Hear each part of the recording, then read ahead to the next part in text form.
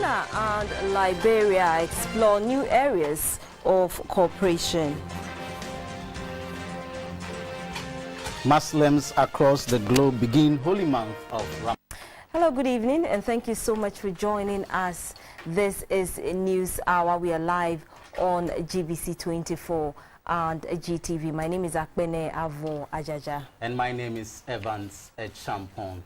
Now to our first story. President Akufo-Addo and the Vice President Dr. Magbudu Bawumia have extended felicitations to the Muslim Ummah in Ghana and around the world on the beginning of the holy month of Ramadan, an occasion which heralds a 29 or 30-day period of fasting by Muslims. A statement signed by the President says such a period must be used to rededicate the universal human values of love, humility, and empathy for others. The Vice President also reminded all Muslims about the significance of Ramadan, which he describes as a period of great sacrifice. He also asked that Muslims continue to pray for the well-being of the country. The President urges all Muslims and Christians alike to continuously pray for Ghana.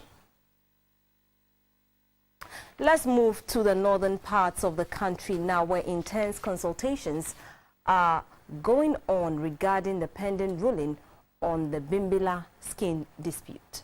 A meeting on the dispute held in Tamale was to prepare the minds of the feuding families on a Supreme Court ruling. If embraced, it will bring a closure to one of the protracted chieftaincy disputes in Ghana.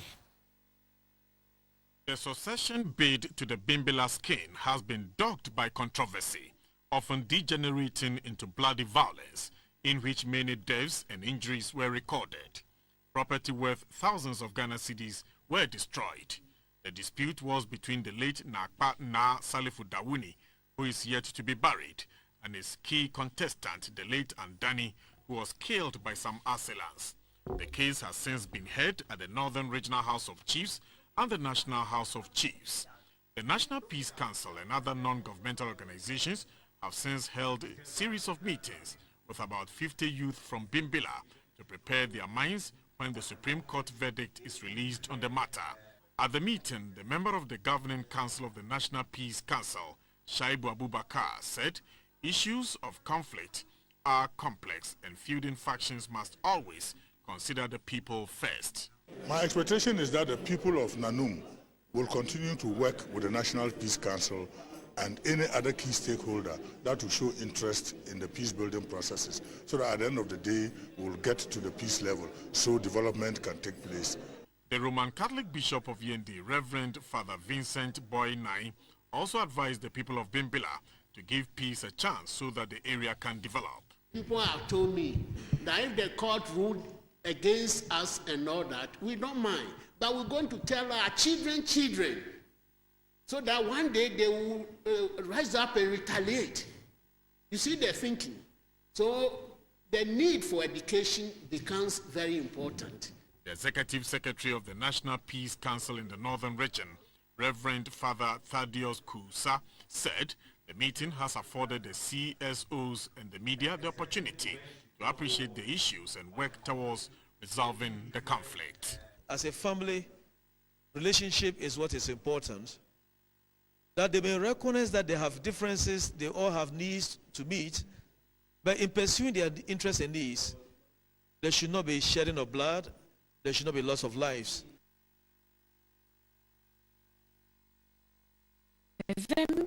We move to the Volta region now, where the Minister for Regional Reorganization and Development, Mr. Dan Butri, has assured Ghanaians that the new regions envisaged will only come to fruition on the back of popular will and the law.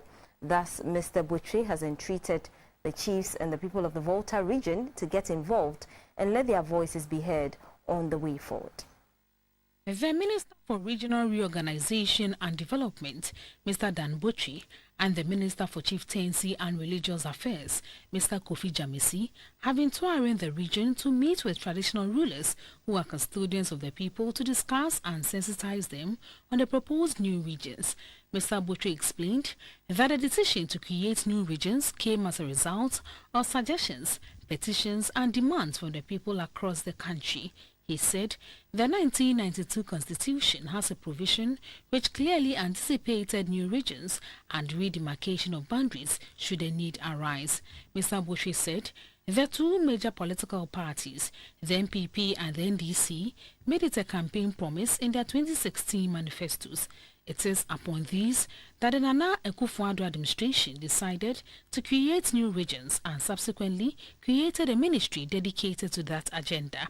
The Minister for Chieftaincy and Religious Affairs, Mr. Kofi Jamisi, said the ministry is plagued with 356 chieftaincy disputes. He said the ministry is aiming to resolve 40% of the disputes by the end of the year. Apart from chieftaincy disputes, it is very, very clear that certain individuals have, in the name of chieftaincy disputes, done certain criminal offenses. And it is up to us to draw a clear line between chieftaincy, pure chieftaincy dispute and criminal activities. The Minister for Regional Reorganization and Development, Mr. Dan Botchwey, disclosed that the government will establish a commission to facilitate the creation of the 4 regions. He explained the modalities for the creation of the regions. There will be a referendum, and the Constitution says 50% of voters should turn out to vote. So there will be a turnout of 50% of registered voters. And if 50% of the people come out to vote, 80% of them should agree that there should be that region. So it's something that you are not going to impose it. The people will be part of it. After all the consultation with Nananum and Togo Mamo and many other people, development planners, people have knowledge in all these things. After all that, no matter how beautiful it might be on paper, it will still be subjected to the will of the people. So this is the process. The President of the National House of Chiefs, Toby Apede, in expressing his views on the issue, said so much acrimony has been generated because of the wrong presentation of the concept to the people by the 2 main political parties. Assuming voter region is divided into 2. If Southern voter region is good, the North will be good. If Northern voter region is good, the South will be good. If voter region is good, the whole country will be good. Let us see ourselves as one people, as opposed to we want our own region. We want our own region. That also underlies some of the opposition to the idea. So it's not about we want our own region. We want reorganization that would advance the cause of development in our country. Authorities of the Achimota Senior High School are worried about the continuous encroachment on school lands. The headmistress of the school, Mrs. Beatrice Adom, said the situation is becoming alarming as it disrupts academic activities. He has therefore called for the immediate walling of the school to ward off infiltrators. Established 93 years ago, Achimota Secondary School started with 150 students, but now counts over 3,000 students. The school continues to play a pivotal role in Ghana's educational system and a model from which most of Ghana's public universities were originally conceived and nurtured. Over the past decades, the school lands which have been secured for expansion projects such as dormitories, laboratories and other learning facilities have been encroached upon. Estate developers, squatters, private institutions and religious settlers have taken over the school lands. We have estate developers on the land, building whole estates within a school, and gating the estates, and therefore teachers cannot even go to their houses after coming to prep to supervise children. By the time they get there, the gated property is locked, and then they can't enter their facility. This is very unfortunate, but this is the lawlessness in the country. Somebody coming to take your possession and then gates it and allows his people to go through, and you are left outside. I mean, this is unheard of, but it's happening in Achimota School. We have other institutions here, like the Vehicle and Licensing Office on Achimota School lands, without permission, without anything. They are here. Who gave them the lands? That's the question that needs to be answered. They will tell you they rented the premises. From who? According to the headmistress, these developments are affecting effective teaching and learning. Gradually, a township is engulfing Achimota School with some of their baggage sitting on the school's compound. Because of the encroachment, we have all kinds of artisans here running through the school. Unfortunately, the school is not walled. So all kinds of people walk through the school.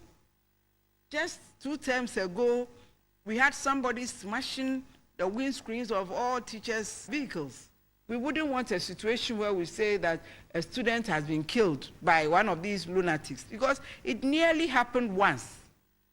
When one of them hid behind the dining hall and attempted to use a machete on some of the students, we were able to call the police in time, and the policemen, 2 of them, had to be hospitalized for at least 6 months. Can you imagine if this had happened to a student? She explained that the school needs the land for the construction of additional classrooms to meet the ever-increasing student population of Achimota School.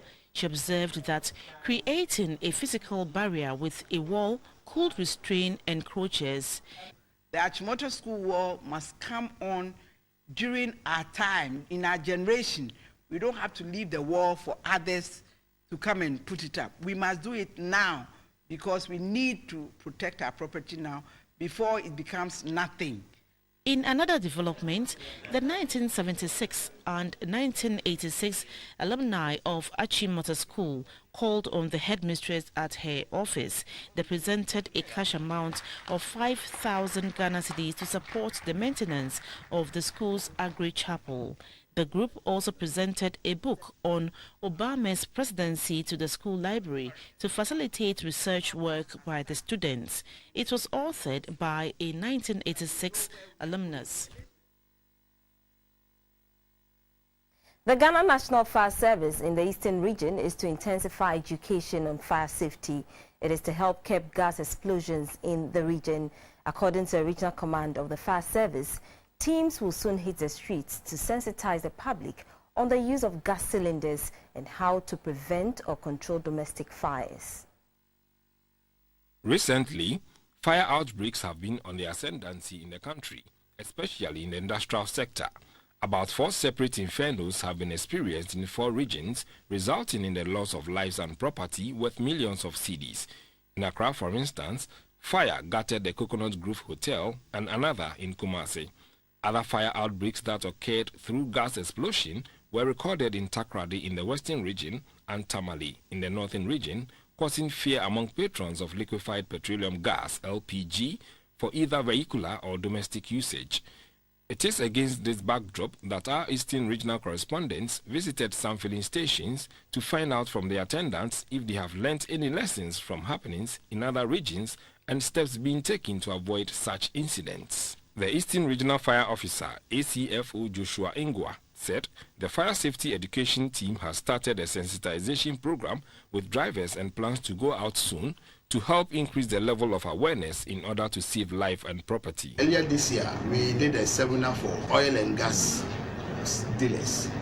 Now, because of these outbreaks, we are going to call them all together so that we re-intensify the prerequisites, what they are supposed to do, the normal inspection that has to be done within a specific time.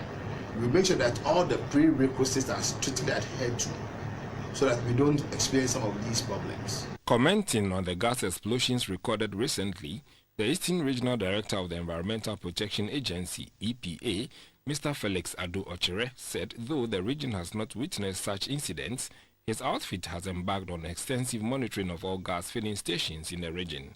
He attributed the cause to negligence and said EPA is carrying out an exercise to ensure that gas filling stations comply with safety regulations. He also advised the public to be safety conscious. Eastern News are live on GBC24 and GTV. Coming up later in the business segment, army worm infestation of maize farms affect poultry feed and nutrition.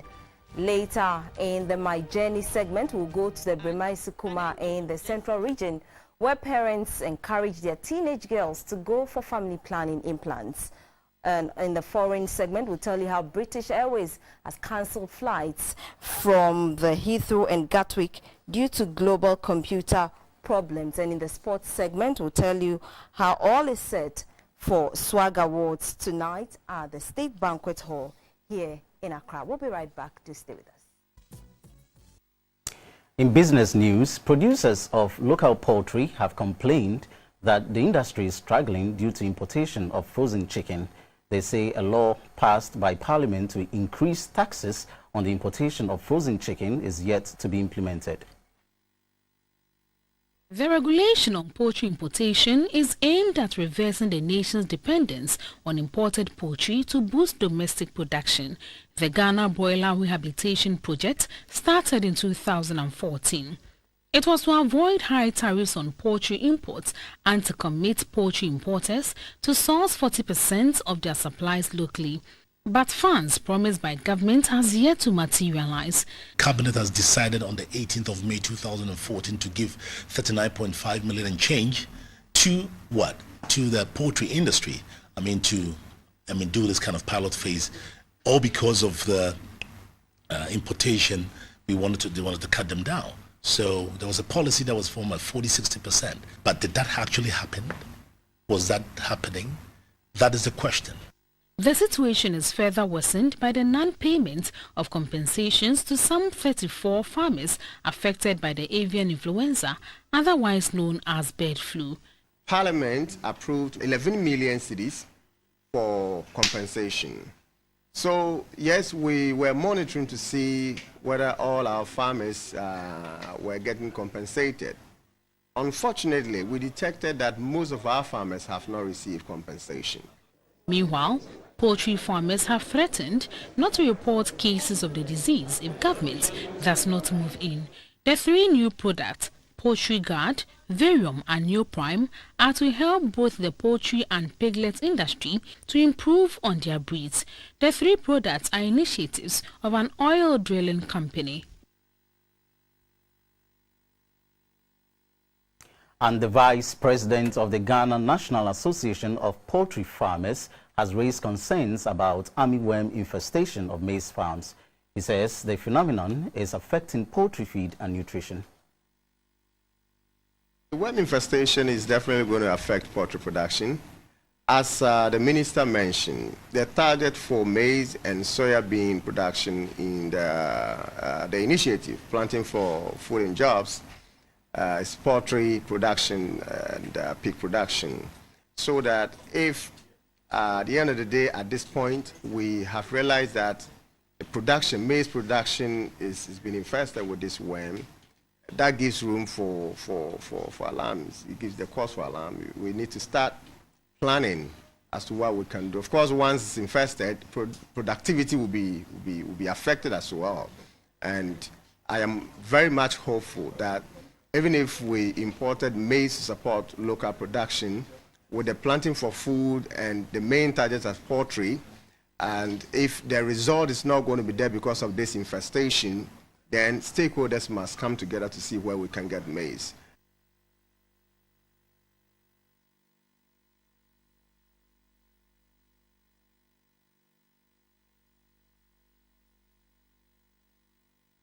And that will do for the business segment. Coming up is My Journey.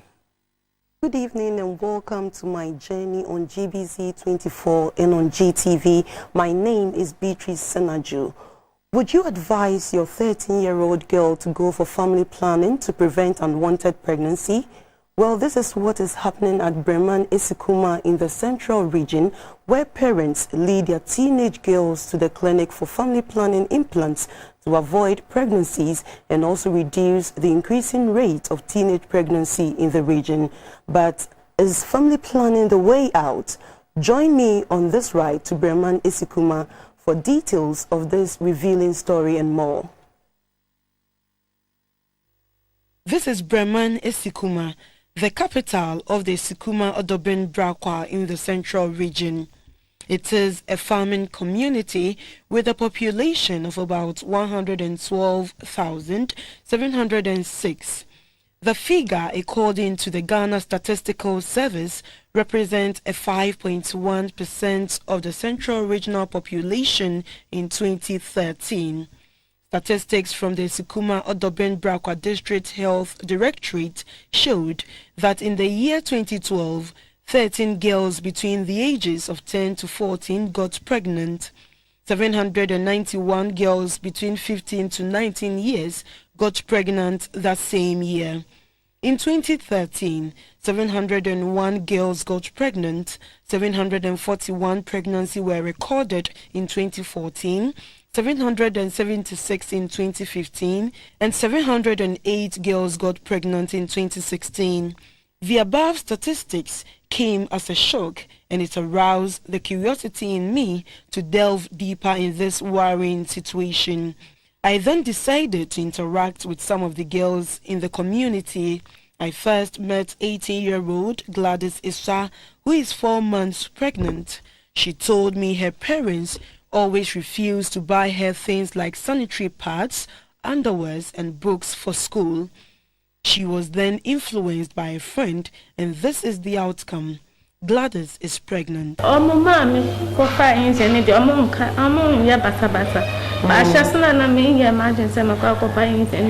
After getting pregnant, my parents now treat me well. Previously, anytime I ask for money and other things, they tell me to go and get it on my own. So I joined an NGO called Compassion for Support, but it didn't yield any results.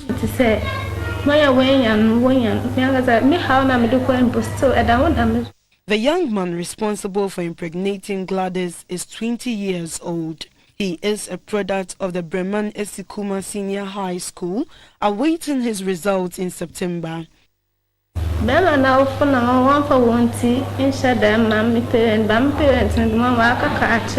man's parents are not happy with the pregnancy and are reluctant to pay my dowry after my parents confronted them.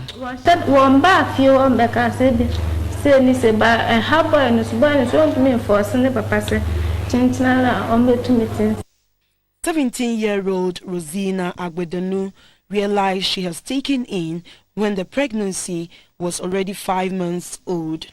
She attributed the pregnancy to parents' inability to provide her with basic needs. No, from 2, I ever from 3. Getting money for school was a problem for me, so a friend of mine gave me shoes, food and money for my upkeep. She later introduced me to the guy who got me pregnant.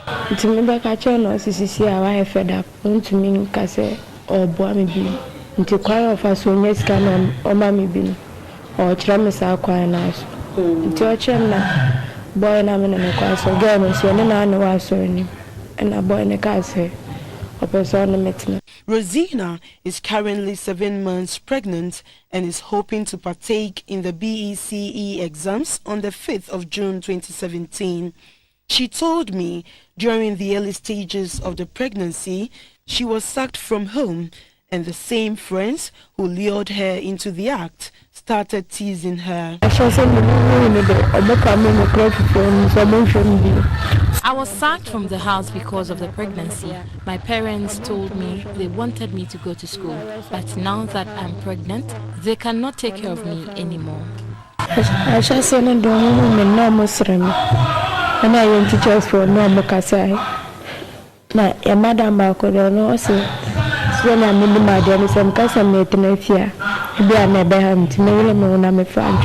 In my quest to find out more, another interesting spectacle arrested my attention.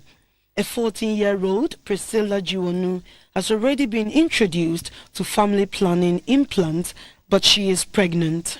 Like they share family planning. Now 5 years.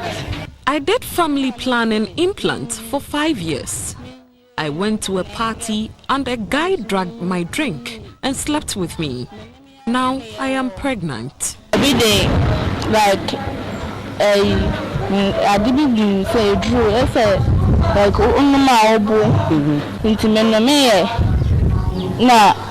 like my boy, me too many, na me the bunny fee, like Madame A.C. Kafui alleges that the girls were impregnated by teachers, commercial drivers, and even their mates. To Madame Kafui, parents are encouraging their daughters to go for the family planning implant because of the fear of getting pregnant.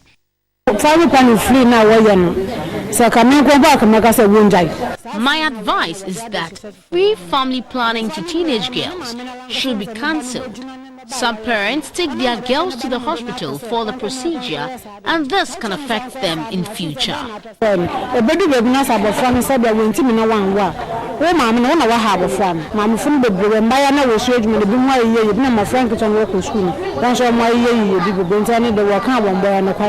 I spoke to the country director of IPAS, Dr. Koma Jehuapia, and he threw more light on the use of pregnancy control rod at a tender age. Let me say that every medication has side effects, and the side effect might vary from person to person. So there will not be any recorded serious side effects or complications in the use of family planning.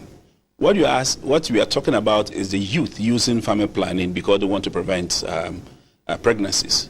In some communities in Ghana, I can specifically cite Esukuma Odobin Brakwa, where they still maintain their culture that if a woman has her menarche, the first menses, and within 2 years she's not been pregnant, they go test for fertility by sleeping with people to get pregnant. And while they go get pregnant, they go in and have termination. And I've gone there and I've seen children in class 5, who have 2-3 kids because their peers, were pressurizing them to go in for to test that they're fertile, so going to sleep with people. I know that the young ones who are using family planning is not the best because they are not supposed to have sex. But the alternative is that they will have unplanned, mistimed, unwanted pregnancies, which might lead to unsafe termination that might cause other complications. Dr. Jehuapia said family planning uptake in Ghana is very low as compared to other African countries. People who need to use family planning are using family planning in Ghana. It's about 22%, as compared to the East African countries when we have Rwanda has about 60%, Kenya has about 55%. Miss Ghana is not doing so well on family planning issues. According to Dr. Jehuapia, when girls between the ages of 12 and 13 get pregnant, their pelvis is sometimes not ready to receive the pregnancy, and this can cause permanent damage. Now we have 12-year-olds becoming pregnant, 13-year-olds becoming pregnant. Their pelvis or the perineum is not ready to receive, the pregnancies. And some of them end up with complications. And the complications can be to anything at all. Sometimes might lead to even to your death. That they might even leak urine through, or leak feces through vagina, leak urine everywhere. So I think it's important that we try as much as possible to get the girls to mature 18 and above, where the perineum is ripe for them to contain pregnancies. Madame Ifua Hawa blamed both parents and children for the increase of teenage pregnancy in the area.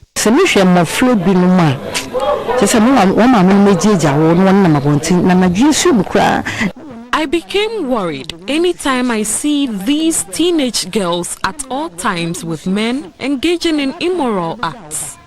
This explains how irresponsible some parents can be. Some parents can sleep peacefully without knowing the whereabouts of their girls.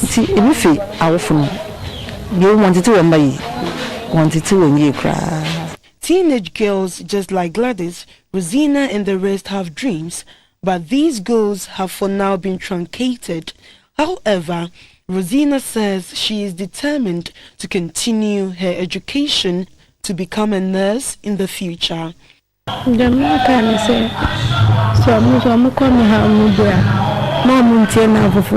My advice to the youth is for them not to give in to peer pressure. They should focus on their studies and God. If they get pregnant, they should not abort it because abortion can lead to death.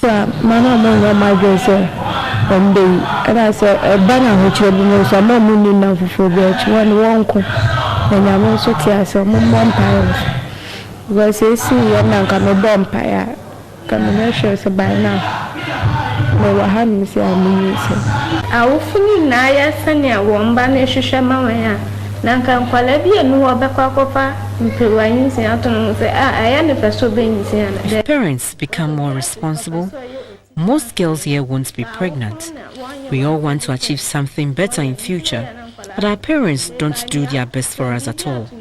After I got pregnant, things have not been easy for me. I am indeed suffering.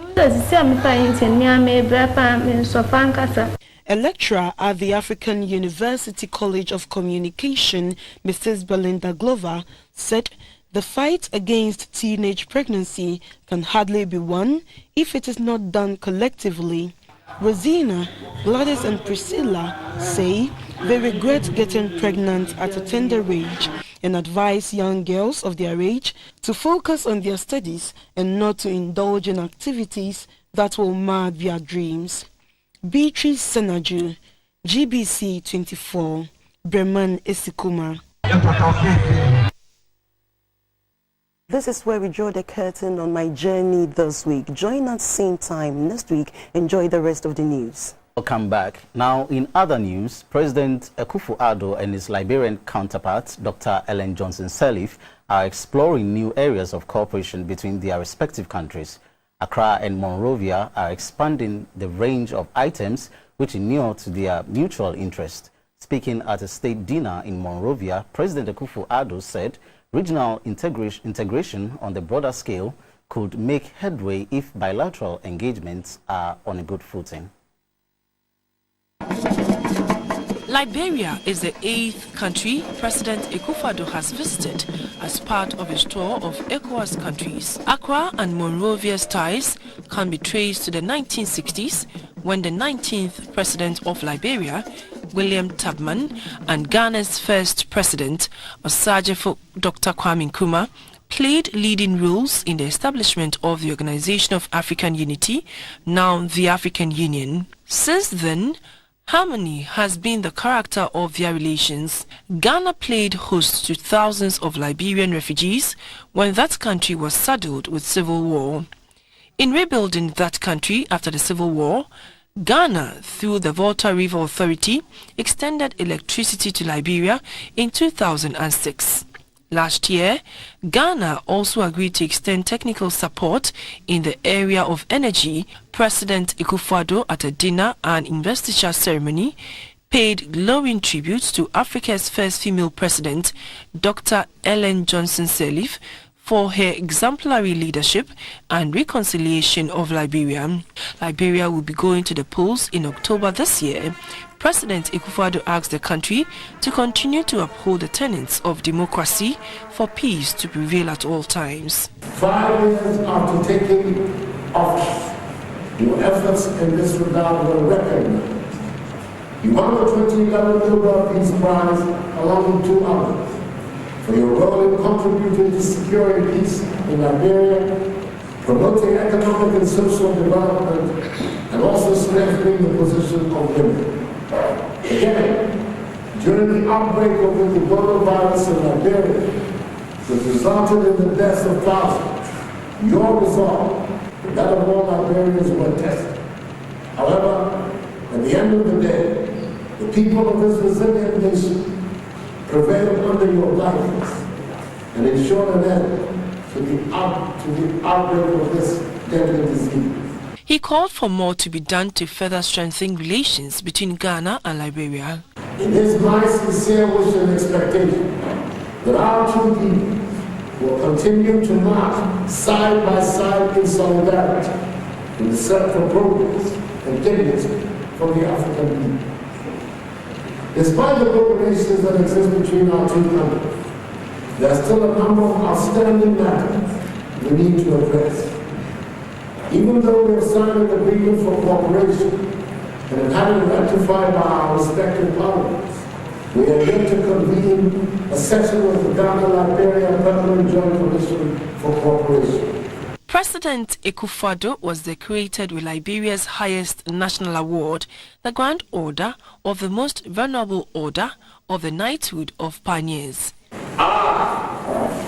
Ellen Johnson Sirleaf, President of the Republic of Liberia. Liberia, do hereby admit you, Your Excellency, Nana Addo Dankwa Akufo-Addo, into the most venerable order of the Knights of the Pioneers of the Republic of Liberia. This award was for his contribution towards sustenance of peace in Liberia and helping to set the country on the path of recovery. The president was also installed as a chief by the paramount chiefs of Monrovia. His full name is Kandakai Gbugba, meaning a good man who brings peace. Earlier on arrival in the country, President Akufo-Addo was given the keys to the city of Monrovia by the city's mayor, Madame Clara Doe. Back in the country, chairman of the Hajj board, Sheikh I.C. Quay, says ahead of Hajj 2017, preparations are underway to avoid the challenges which often beset holy pilgrimage to Mecca, Saudi Arabia. The Hajj board, upon receiving a cash donation, revealed that so much was being done to ensure that the process will be hitch-free. Hajj, an annual religious pilgrim to the Holy Land of Mecca, is the faith pillar of Islam. It is embarked on by Muslims who wish to cleanse themselves of sin and also seek the face of Allah. Earnest preparations are made towards the visit to the Holy Land by prospective pilgrims. In Ghana, the Hajj board has been in charge of airlifting pilgrims to the location, but this exercise is fraught with year-on-year problems which scatter original plans. Some of the challenges that we usually come across, it's when the Saudi authorities have come out to say that creams, cola and what have you, and some drugs should not be sent to Saudi Arabia. This time around, there is a special task force under the chairmanship of Sheikh I.C. Quay to make sure that proper search are being done here in Ghana before the luggages, are put on board. There are instances where you have the aged having problems of transportation. We would have separate queues formed by, the strong and then the youth, as well as also the aged, and who would be taken through the process till they board their flights. In the case there's a problem, we expect that the youth will then assist the aged. The Hajj board chairman, Sheikh I.C. Quay, said over 400 pilgrims could not embark on the pilgrimage last year due to lapses in the preparation. He said the board is working to avoid disappointments this year. The donation to the Hajj village comes at a time when the village is in dire need of support, so it could serve its purpose as last point of preparation towards a trip to Mecca. The Hajj takes place in August. The marketing director of the Trillion Industrial Company Limited, Ali Ajami, said the company deems it an obligation to play a part in the making of a great society for all. Trillion Industrial Company Limited invested too much in supporting churches and other religion. We believe in unity and we believe in peace and we believe we all one as a Ghanaian. Items donated included 3 assorted products of the company, an amount of 5,000 Ghana cedis to support the National Chief Imam's orphanage, and a check of 54,565 Ghana cedis.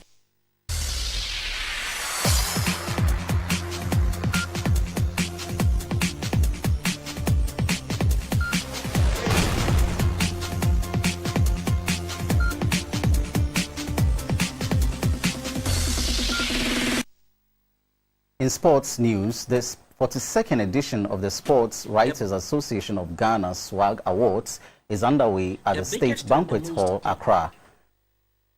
The president of the association, Mr. Kwamna Yeboah, says all is set for the memorable evening.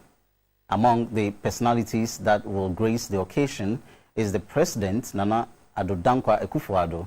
The 42nd edition of the SWAG Awards is aimed at rewarding distinguished sportsmen and women who have excelled in various sports disciplines in the year 2016.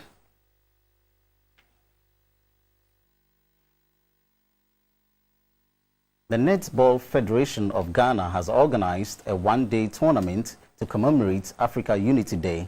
The championship formed part of the selection process to augment the national squad, the Golden Maidens, who will begin camping for the African Championship slated for next month.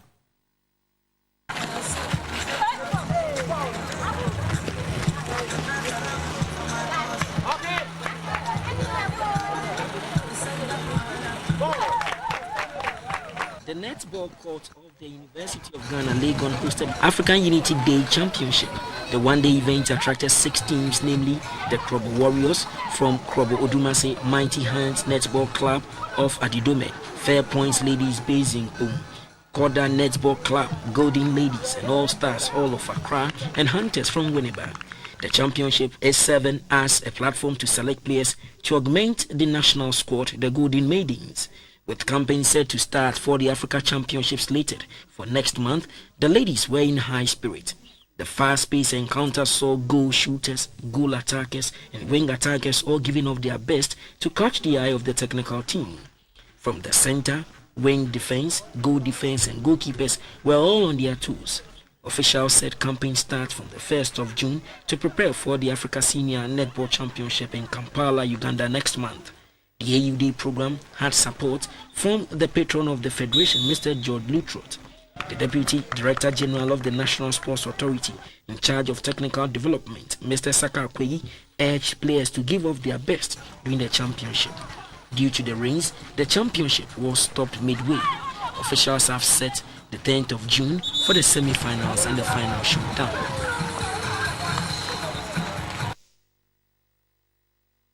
The Ghana Blind Union has organized a goalball competition between the Greater Accra goalball team and their counterparts from Eastern Region. The competition forms part of preparations ahead of a national championship to be staged in Cape Coast later this year.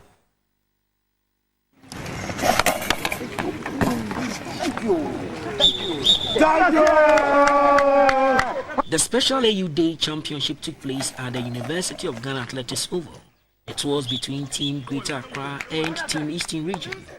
Goalball is a game specifically designed for persons with visual impairment and is recognized by the International Blind Sports Federation and a sport at the Paralympics. In the ladies' event, Team Greater Accra beat Eastern Region by 9 goals to 7. In the men's event, Team Eastern Region turned the tables round as they beat Team Accra in a keenly contested game.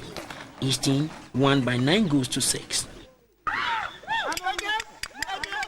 Officials from the Ghana Blind Union say plans are underway to organize a goalball championship in Cape Coast later this year. The president of the Ghana Goalball Association, Mr. Eric Kisi, explained the rationale for the inactivity of the national team, the Golden Rollers, in recent times.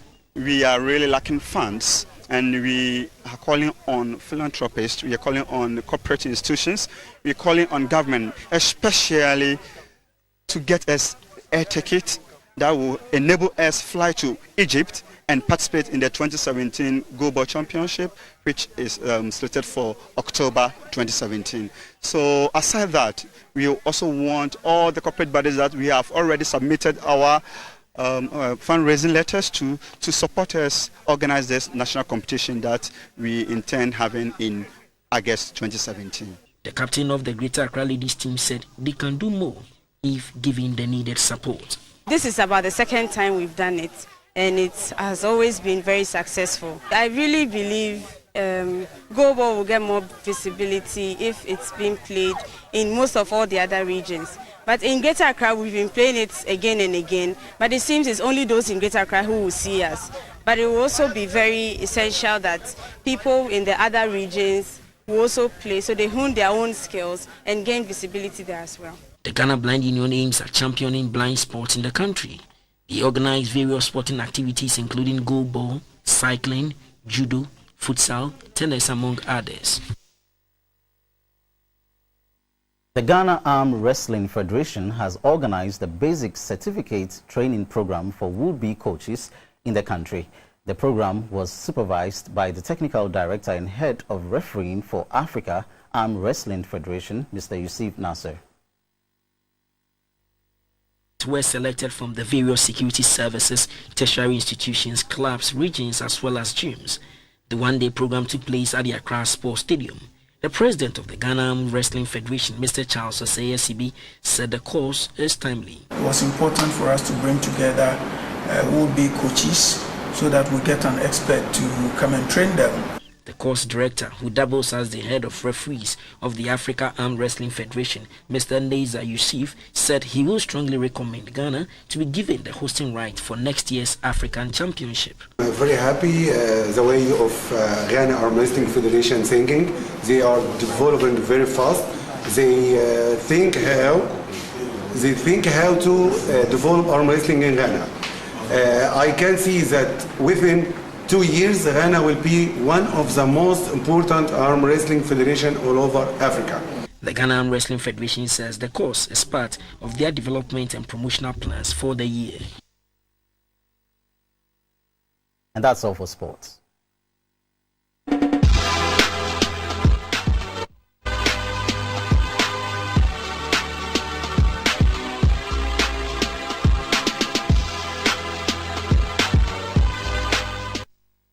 In the arts and entertainment segment, a practice in the film industry referred to as the Director's Call is an initiative by actors and film directors in which fresh entrants in the film industry are trained on set. A typical example is in the next report. The maiden edition of the Director's Call was on the theme, Directing the Actor, Discovering the Truth in Performance. The event, which was held at the National Film and Television Institute, NAFTI, was used to train new actors and directors by award-winning actor Ajete Anan and film director Peter Sedofia. Peter Sedofia said the work is to help produce more professional directors. The Director's Call is meant to bring this new director and then star actor together on the same platform where we have them directing them, and then we tell them how to handle these star actors in a more professional way. Ajete Anan described the training as an opportunity to impact up-and-coming actors to move the movie industry in Ghana to another height. What we have on the field right now as talents is that we have more of talents. That's the truth. But of course, we also want a platform where we bring those talents together and they can get some skill and training. Of course, it's not going to be like an institution where you get everything, but at least it will give them something that gives them an edge over other talents. The workshop started on 26th May and will end on 28th May. And the entertainment desk takes a look at earrings, which are pieces of jewelry attached to the ear through a piercing in the earlobe or another external part of the ear. So nice. The need to decorate or to modify the appearance of the ear has gradually become a universal phenomenon. One piercing was just not enough. The shapes, designs and types of earrings increased with time. The itch slowly got transmitted from women to men, and then earrings became an essential accessory. Any look was and still is incomplete without them. Earring components may be made of any number of materials, including metal, plastic, glass, precious stone, beads, wood, bone, and other materials. Designs range from small loops and studs to large plates and dangling items. The size is ultimately limited by the physical capacity of the earlobe to hold the earring without tearing. However, heavy earrings worn over extended periods of time may lead to stretching of the earlobe and the piercing. There are two major types of earrings. They include a pierced earring. To wear it, you need hole in your earlobe. The second is the non-pierced earrings. You don't need a hole to wear it. It can be like a clip which can stick on the ear part. Both of these have many subtypes depending on which part of ear you are going to wear it. Major types of modern earrings include hoop earrings, drop earrings, barbell earrings, huggy earrings, among others. When you go to pick the next piece of art to decorate your ears, make sure you don't pick just any ornament. Pick an ornament that brings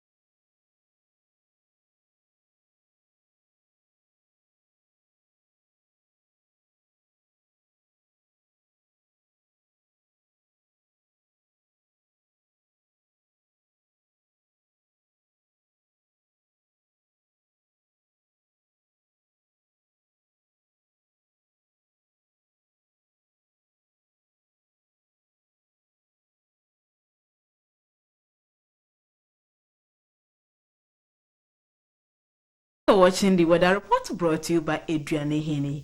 Good evening. And thank you so much for joining us for the news. We'll be back at 10:30 with This Week. Enjoy your evening.